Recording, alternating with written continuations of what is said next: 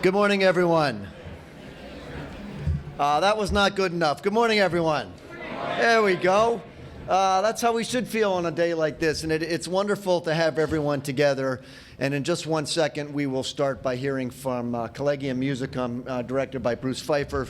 For those of you who are visitors, that's our sort of elite level or advanced level choir. And I'm so proud of these kids. It's an amazing group.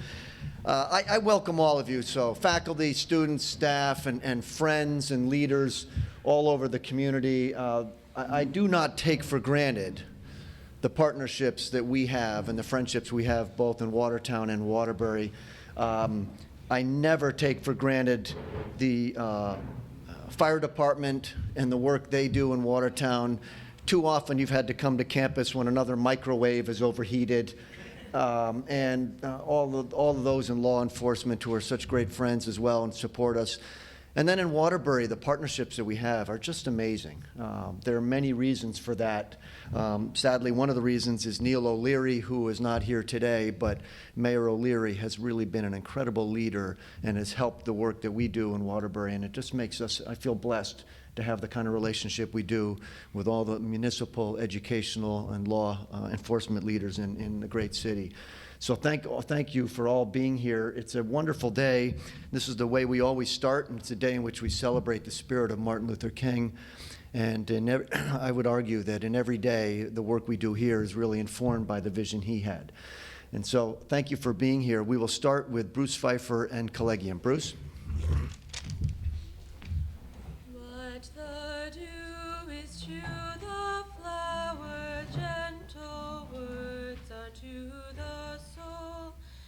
And a blessing to the giver, and so dear to the receiver, we should never withhold.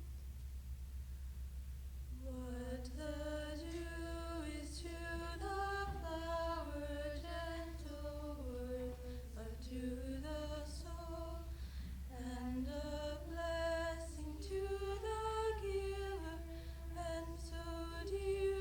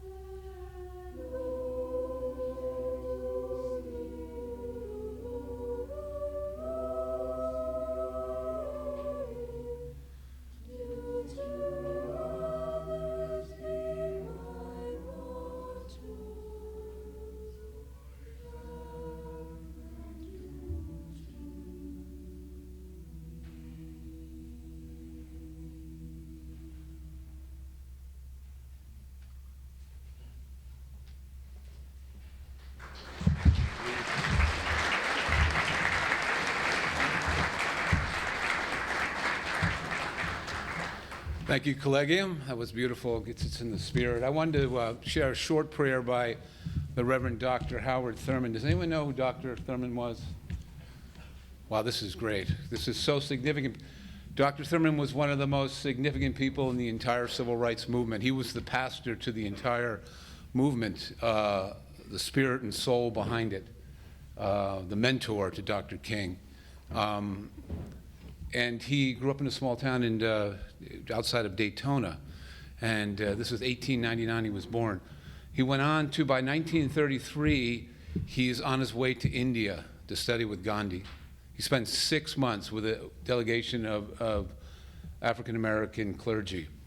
He traveled throughout India and Burma. He met with Gandhi, and he brought nonviolence back to the United States. He taught at my school, Boston University. When I entered graduate school, he was the dean of the chapel. He taught Martin Luther King in the 1950s. He taught King about nonviolence. And when King was stabbed in 1958 in Harlem with a letter opener and almost died, Thurman told him to take a break, to take time out to contemplate his life, where he's going, what his mission is. And King took up the advice, and he went to India.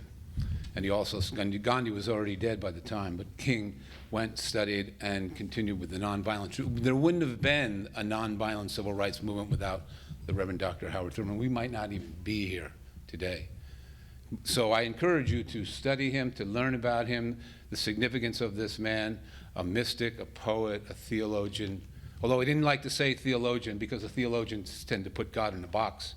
And what he did was he started the church, the first interracial, interfaith church in the country, and it was in San Francisco, the Church for the Fellowship of All People. So he had Hindus and Buddhists and Jains and Christians and Jews all worshiping together, people from many different cultures during the World War II.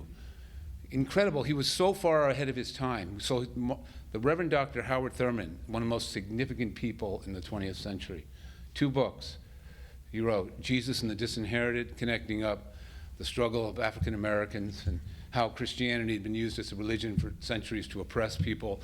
And he found Christianity, the Jesus he came to know, was a Jesus that could liberate people.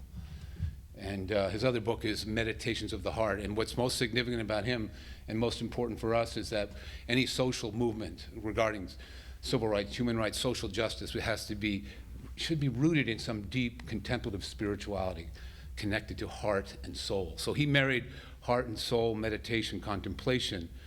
Back in the 1930s, he brought this back to this country. As an African American, connected that to social action. You need both to go forward. And this is a beautiful prayer of his. It's short, but it's good for us today because we're good in the academic world at educating the intellect. We're not so good at educating heart and soul. So it's about opening the heart, which we need to do today as well as once we open the mind. So let us be in the spirit of prayer together, and let us pray. Open unto me light for my darkness. Open unto me courage for my fear.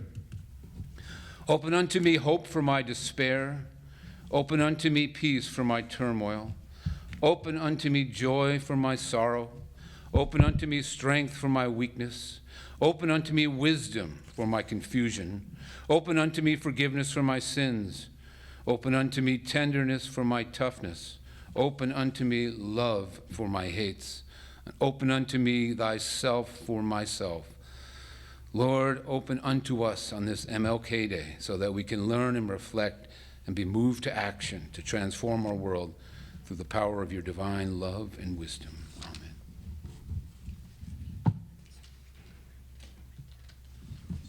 The servers will come around and tell you when your table will go up for our food. And we want to thank the servers because they're wonderful here and they work so hard. So thank you so much.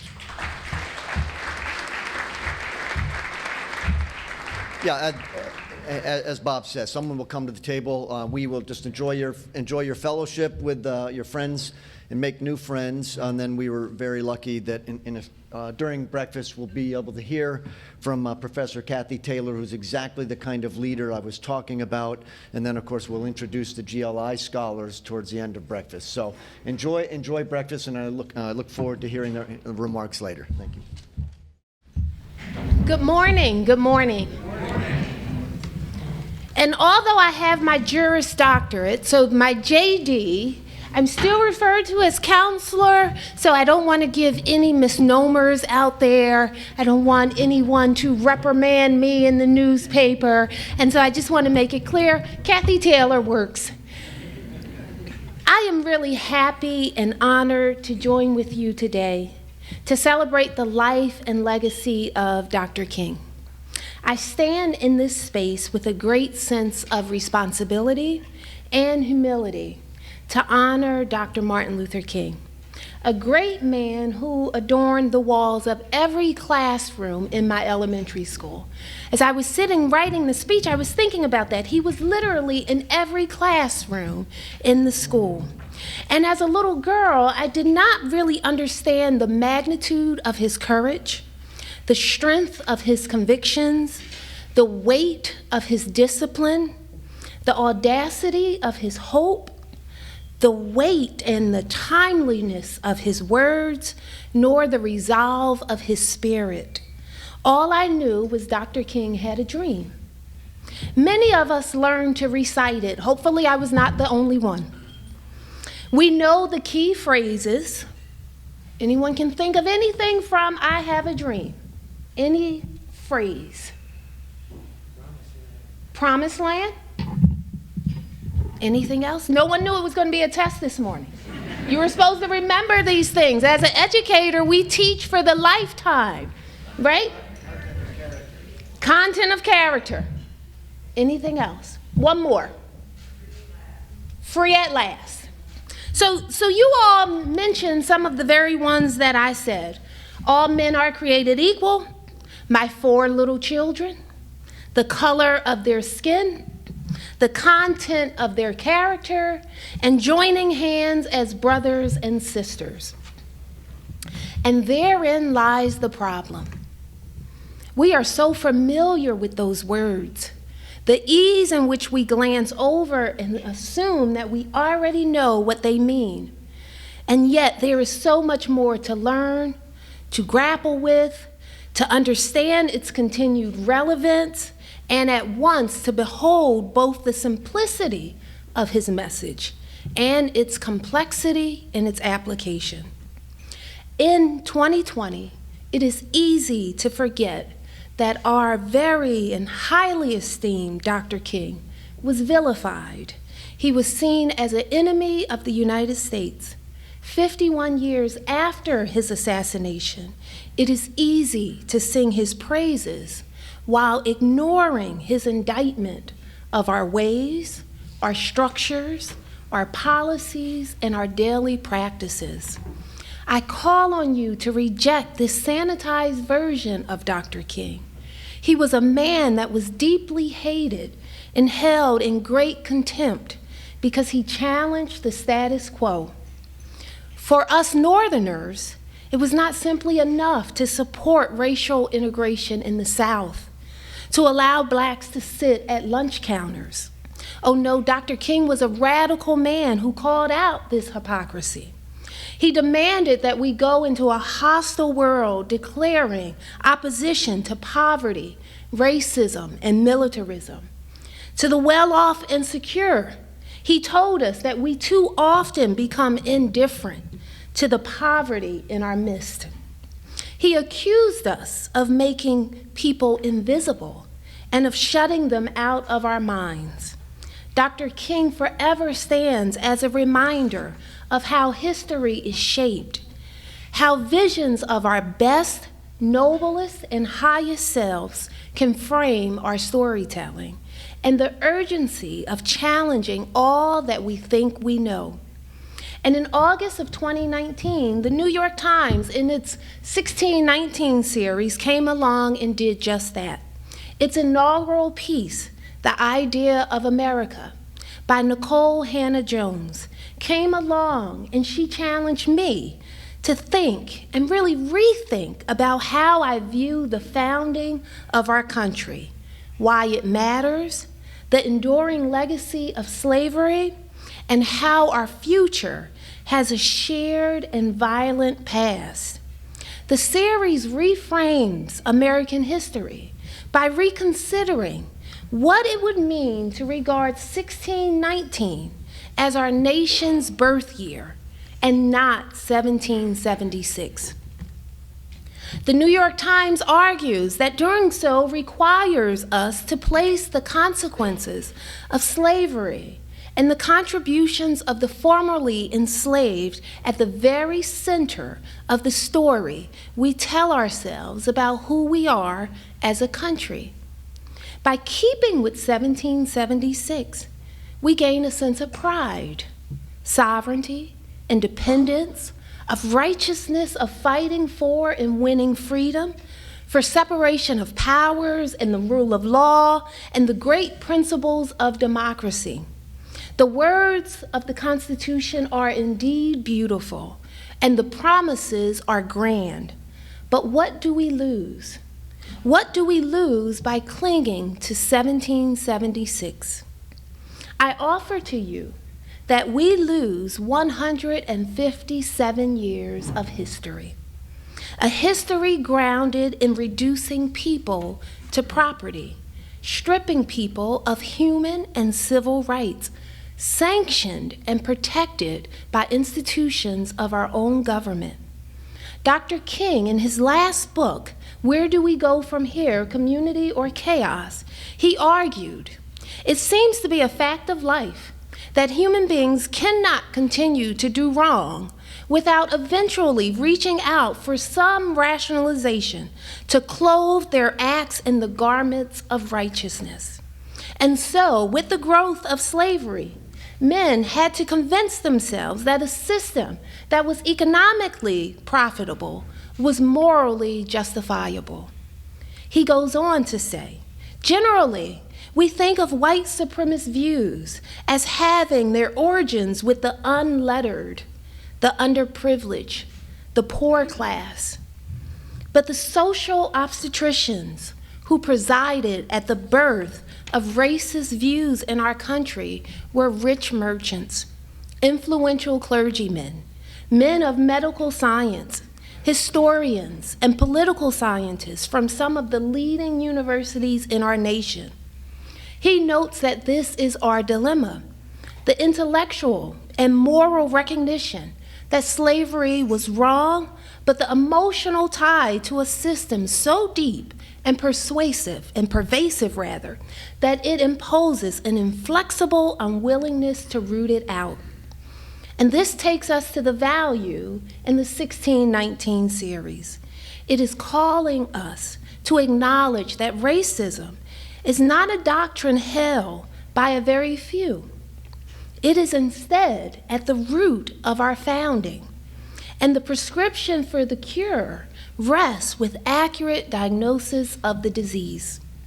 Dr. King argued that a people who begun a national life inspired by a vision of a society of brotherhood can redeem itself. And now I ask the perennial question, who is your brother? Who is your sister? Who is your community? How we answer these questions will inform our approach to many of the problems and issues that still plague our country and our world. The answers to those questions will inform our rationalizations. For if I am not a member of your community, oh, how easy it is for you to not see me, to render me invisible, to see me as the source of all of my own problems. If I am not your sister, you may see me not as your equal, not a worthy heir to the legacy of dignity and worth. If we are not all members of each other's community, we will ignore each other and see no responsibility for each other's well-being. Both the 1619 series and Dr. King calls for us to wake from our ambivalence. We are living in revolutionary times all over the world.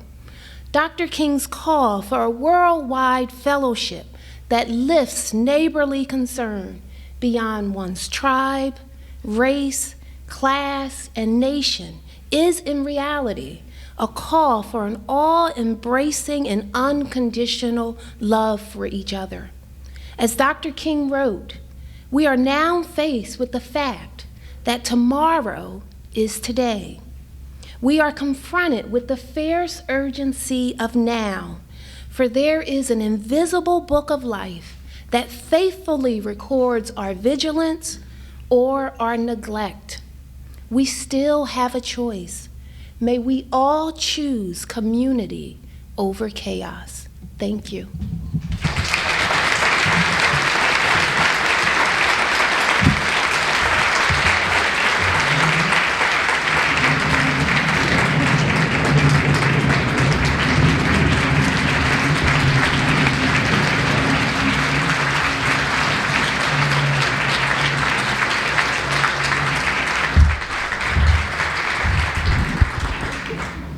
Professor Taylor, I've been in this room, I don't know how many years. I think we've had about 20 of these, and that's the most inspiring set of remarks I've heard in here, and I deeply appreciate it. The faculty in here, I think, loved hearing that because that was about teaching. The history teachers in particular, I see John Wilson over there nodding his head, because that argument that if we have to rethink history if we're going to reimagine the future was spot on.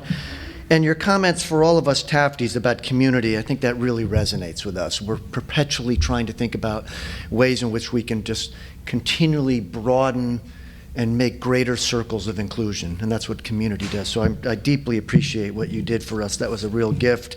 I'd like to ask Darren Schwartz to come forward, and he's going to introduce the GLI Fellows and talk a little bit about the work we do in Waterbury, because this is a partnership that means so much to us at the school, and I'm so indebted to the leadership that you've given us. Darren?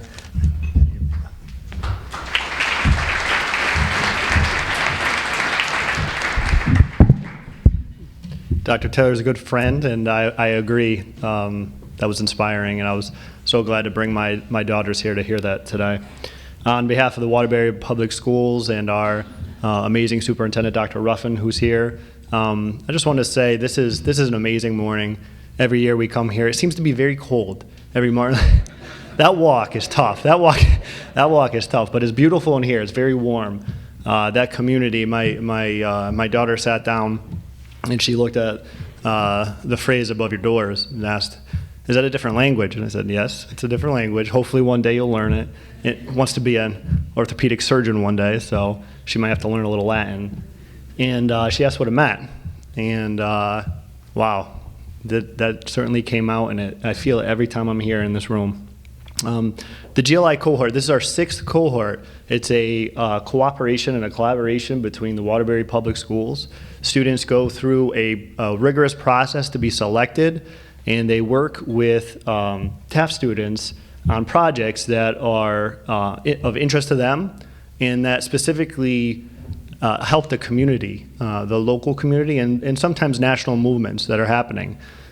In fact, there have been GLI scholars who I have brought back to the central office to give presentations to the adults on certain topics that are of interest to them. Specifically, one student, 2 students that talked about special education and the need for more empathy and the need for clearer communication. And so these presentations aren't just fun to watch. They're just not nice things to see at the end of the year. They actually can result in some substantial change, and I know many students result in raising money for causes that are of interest to them. And so it is my pleasure today to read out the names of our GLI scholars for our 6th cohort. And I wasn't given instructions, so I guess if they're in the room, we're going to have them stand and clap. Yeah, at the end. We'll wait to the end. Wait to the end for all the applause. Okay, but if you could stand when I do call your name. Michael Albino. Fatima Ali, Nicole Balbuena, Diana Bragas, Naline Brimogen, Susanna Brown, Angel Chakwama, Tenley Desalinas, Daniela Dolphy, Jeremiah Garcia, Renice Martin, Elise Morera, Deja Miles, Inoma Amonar, Arian Persuade, Talisa Pham Quang, Mikey Roberts, William Roberts, Tyler Smith, Caitlin Taliaferro, Linda Tran, Lauren Villanueva, Benjamin White, and Anna Weiss. Let's give a round of applause.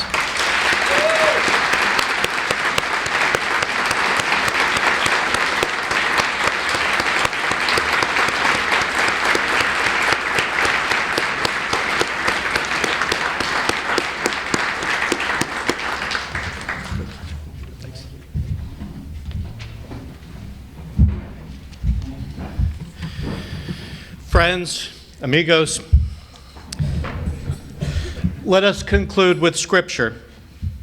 Be on the watch and watch yourselves closely, so you do not forget things that your own eyes have seen, and do not let them fade from your heart as long as you live, and make them known to your children and your children's children, instructs the Bible, Deuteronomy 4:9. We are to transmit a specific history to the next generation. We are to be attentive. We are to resist any impulse to dismiss, distort, or neglect what some saw and others experienced. We are to relate to the past, including one day, this day, and draw strength and insight from its lessons. But as we've just been reminded by Kathy Taylor, perspective, as we've just been reminded, in so doing, we must not scan past those perceived to be different or avert our eyes entirely from historic wrongdoing or injustice. Indeed, the very context for the biblical quotation I offered concerning forging a wise and discerning people through abiding responsibility and appreciation. As long as we live, may this message not fade from sight. Instead, let us recommit ourselves to openness and inclusion, to justice and compassion. For the watch is about embracing a wider concept of community. The noted historian Henry Louis Gates once condemned the folly of ethnic isolationism, our tendency to retreat back into individual camps. He wrote, "For surely it falls to all of us to recapture the basic insight that Dr. King so insistently expounded. We are caught in an inescapable network of mutuality," he told us. "Whatever affects one directly affects all indirectly." Gates concluded, "How easy to forget this and how vital to remember." Recalling Dr. Visions now, we see from our vantage how equality remains incomplete. We witness with our own eyes resurgent nativism and prejudice. And yet the heart knows whatever affects one directly affects all indirectly. Resolving to habituate ourselves to behaviors of mindfulness and engagement, we pray to the source of life that we might become inclusive, alert, and steadfast, guardians of memory and champions of hope. And let us say, Amen.